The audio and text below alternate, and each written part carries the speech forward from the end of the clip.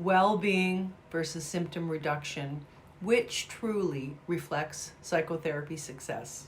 Welcome. My name is Cindy Hansen. I am a longtime proponent of outcome-informed therapy advancements. I've co-developed many tools, trainings, and reports to help therapists and agencies become more feedback-informed in their professional performance and more deliberate in their pursuit of clinical excellence. This is the first in a series of measurement-based care outcome training designed for clinical directors and chief science officers who are seeking to use self-report data from users to track treatment progress and improve outcomes. Today, almost everyone will agree that mental health outcomes need to be assessed more routinely, yet I know many healthcare systems continue to struggle to find valid and feasible ways to employ quality measures. Motivation to find solutions is strong, as research consistently shows. Regularly checking in with service users and adjusting the therapeutic approach to address their preferences can lead to significant improvements in treatment outcomes, including reduced dropout rates, increased satisfaction with care, and reduced symptoms of mental health conditions. It is also commonly accepted that measurement-based care can help to address disparities in mental health by improving treatment outcomes for all individuals, regardless of their demographic or social background.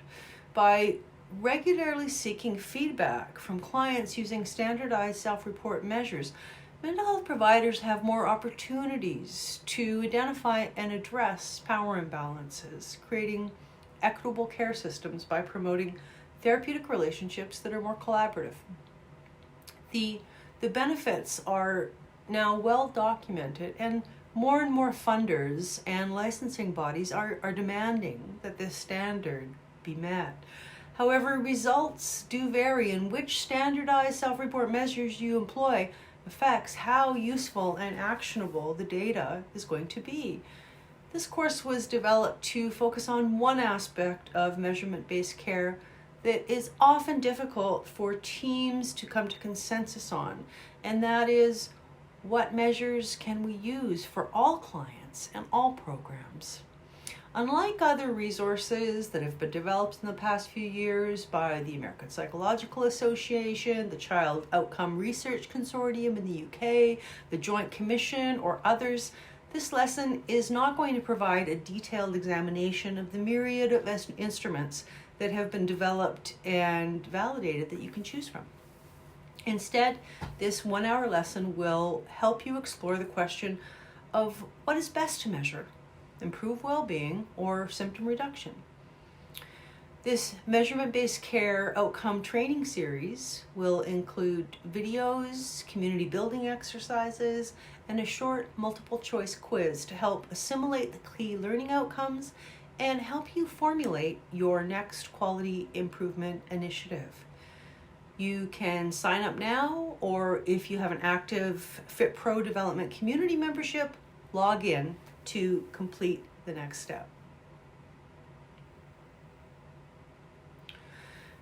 The benefits of focusing on improved well-being, a new standard for psychotherapy.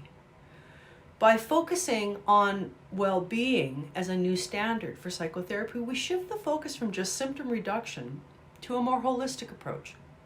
This means we are not just treating the symptoms, but we're also addressing the underlying causes of the problem. This can lead to long-term benefits for the people seeking service. Improved well-being is a more person-centered approach. It considers the patient's overall quality of life and not just their symptoms they're presenting with. This can lead to more satisfied clients who feel that their therapist or counselor is addressing their needs and concerns. By focusing on improved well-being, we can also lead to more effective therapy. By addressing the underlying causes of the problem, we can help patients develop coping mechanisms and skills that they can use in the future. This can lead to a reduction in the likelihood of relapse and a more sustainable improvement in the person's overall mental health. Improved well-being can also have broader societal benefits. By improving the mental health of individuals, we can reduce the burden on healthcare systems and increase productivity. This can have a positive impact on the economy and society as a whole.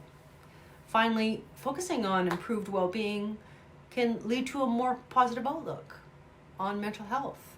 By taking the focus away from just symptom reduction, we can reduce the stigma that is associated with mental illness. This can lead to more people seeking help and a more supportive society for those who are struggling with mental health issues.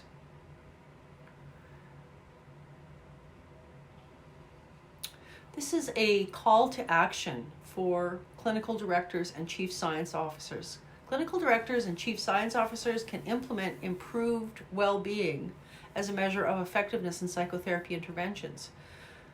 First, by understanding what improved well-being means. Improved well-being encompasses a broad range of factors, including but not limited to increased positive emotions, decreased negative emotions, improved relationships, and a greater sense of meaning and purpose in life. Once leaders have a clear understanding of improved well-being, they can then work with therapists to adopt standardized measures that capture these factors. This may involve using validated questionnaires or assessments that are designed to measure well-being and that can be used for all clients and all programs.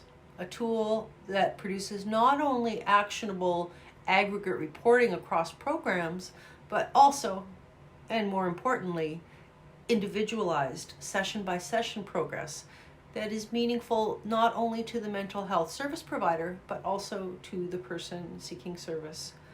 Another way to implement improved well-being as a measure of effectiveness is to shift the focus of therapy from symptom reduction to overall well-being. This means that therapists should not only focus on reducing symptoms, but also on helping clients build resilience, develop positive coping strategies, and improve the overall quality of their clients' lives. Finally, clinical directors and chief science officers can encourage therapists to use a strength-based approach to therapy. This involves identifying and building on a client's existing strengths and resources rather than solely focusing on their weaknesses and problems. When looking at a client's progress chart, for example, doesn't it make more sense for them to be seeing gains rather than losses?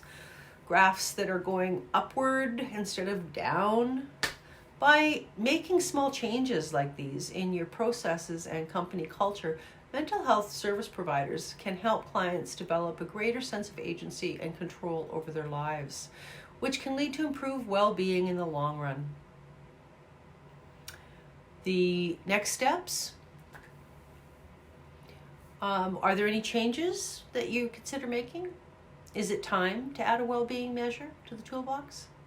Have you tried a pilot project before? For your last activity, will you share with the group any ideas you have of possible next steps based on your experience and current challenges and goals? If everyone shares their thoughts and experiences in the Fit Pro development community, we can learn from each other and build a better future. If you need additional support adjusting, I facilitate small leadership workshops to help clinics and agencies shift to improved well-being as the measure of treatment effectiveness. You can book a consultation to learn how we can support your team's current and future quality improvement goals. And you can also look forward to the next part of this series where we will focus on how goals can be used as a treatment outcome that is person-centered and can be applied to almost all treatment settings with all clients.